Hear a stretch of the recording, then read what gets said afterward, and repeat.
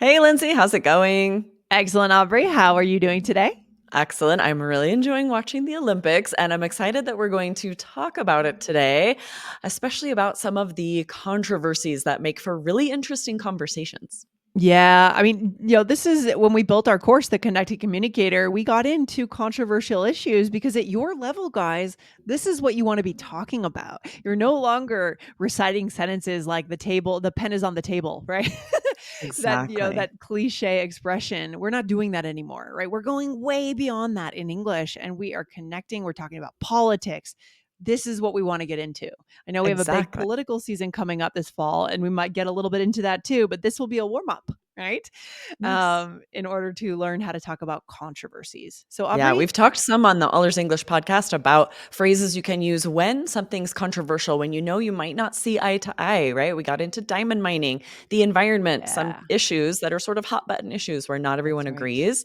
And this is sort of the other side of the scale where there are controversies, where there are like indisputable facts about something that happened that there's a reason it's controversial, right? Not everyone will be Right. okay with what happened, or there's just like red flags for some of these things. So Yes. it's interesting to talk about with people, but you do also have to have some of the facts ahead of time. It's hard to Yeah. just be like, what do you think about this when you don't have a lot of information? Oh my gosh, yeah, for sure. So today's episode is just a broad survey of what are some of the issues around the Olympics. And then in the next edition of this Olympic series on All Ears English, we're going to talk about how you would approach this topic, right, Aubrey? We're going to go into Yeah, we're going certain to dive language. Yeah. deeper into one of these issues and Yes. give you guys the phrases you could use to bring up that conversation, follow up questions to see how you can use it to connect with someone. And so definitely hit follow here so that you don't miss the next installment of this series. Yeah, I am excited to give our listeners the tools. But first, let's see what's going on in the world, Aubrey. What is going on? What is the first big controversy? I think this one is a little less well known, but you were Yeah, in Salt Lake City when this happened. I lived So, this one, right? So it yeah, feels really well known to me. There was a bribery scandal with the yeah, Olympics in 2002 for the 2002 Winter Olympics in Salt Lake City. right. And what happens is the Olympic Committee, when they were making a bid to host the Olympics, they were bribing Hmm. the Salt Lake City was bribing the Olympic Committee. And Ooh, it ended up causing this huge problem. 10 members of the International Olympic Committee either resigned or were expelled for accepting cash and gifts, and it sort of changed the way Olympic bids happened. They've cracked down on interesting. this. So this corruption, they're trying to make it so that it's not so possible to sort of bribe your way into hosting the Olympics. Okay, good to know. So this was back in 2002.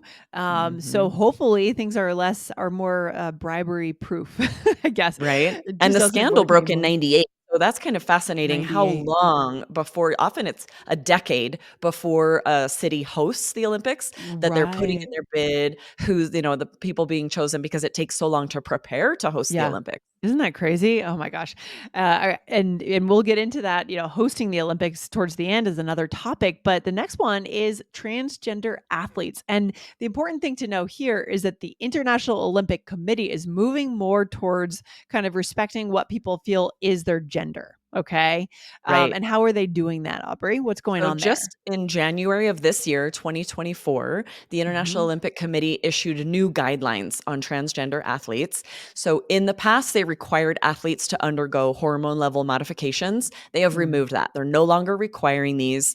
Their goal, they now have these principles they're describing as grounded on the respect for internationally recognized human rights. Their aim Yeah. is to make sure that every Olympic athlete is treated with respect, has equal human rights. And so the goal is to no longer make them prove or give evidence of some of these things, of these, the hormone therapies that they're doing. Yeah. And this is 100% a topic that comes up, right? So I've had instances where I've been talking to family members and they're curious about the topic, wanting to know what I think or what my friends think about it.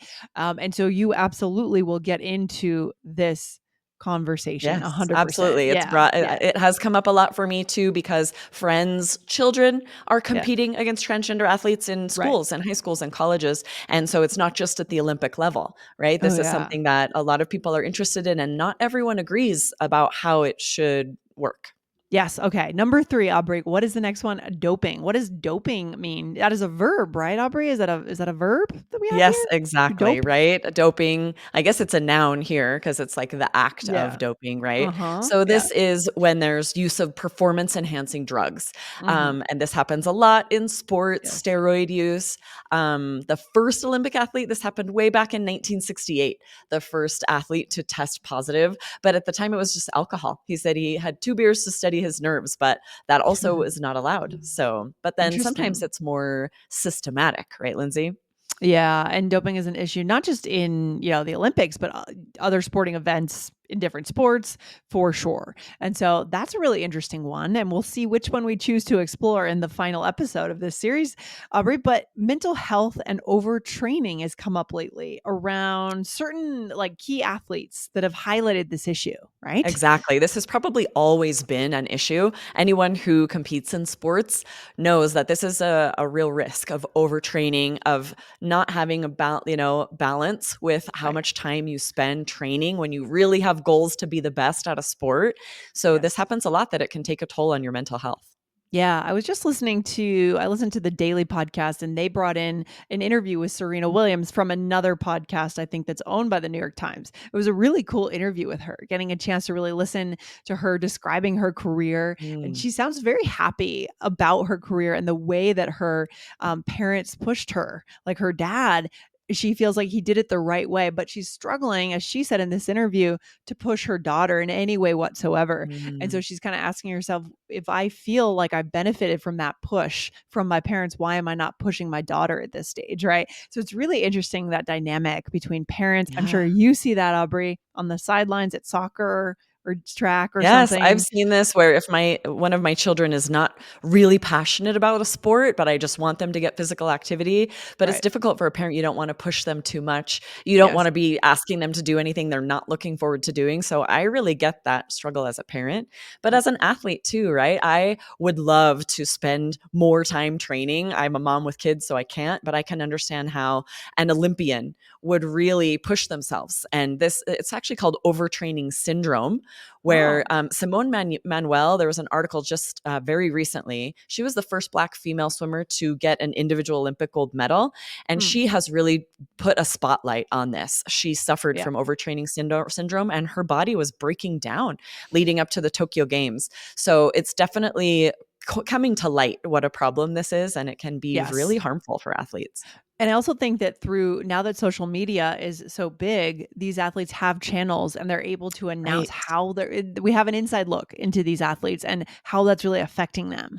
And so they can kind of spread a message of, hey, there's a time to pull back and to take it easy on yourself, right? Exactly. Yes, and just Yes. Simone Biles in the Tokyo Olympics withdrew herself. She was like, "I need to take care of my mental health." But then it turned out once everything came to light that that was a lot more about sexual abuse from her coach. So we'll get Uh, into that right after the break. and I think just to tag on to that, I think there's also some stuff with Naomi Osaka in tennis Mm, having pulled back a yes. little bit due to this overworking, but that's a separate story. Let's take a quick Mhm. break and we'll come back. All right, Aubrey, what's the fifth thing? So we kind of led into it towards the end before the break. What is it? Yeah. So Simone Biles, when she withdrew from the team gymnastics in Tokyo, everyone thought it was mental health, right? We're like, yes, take care of your mental health. But then it turned out it was something that is more difficult sometimes for athletes to bring to light, which was sexual abuse Mm. from a coach. And then Ugh. since she was vocal about it, and a lot of other athletes, more and more this has been coming to light that coaches, unfortunately, sometimes will take that power and the Mm. privacy they have with athletes and abuse it.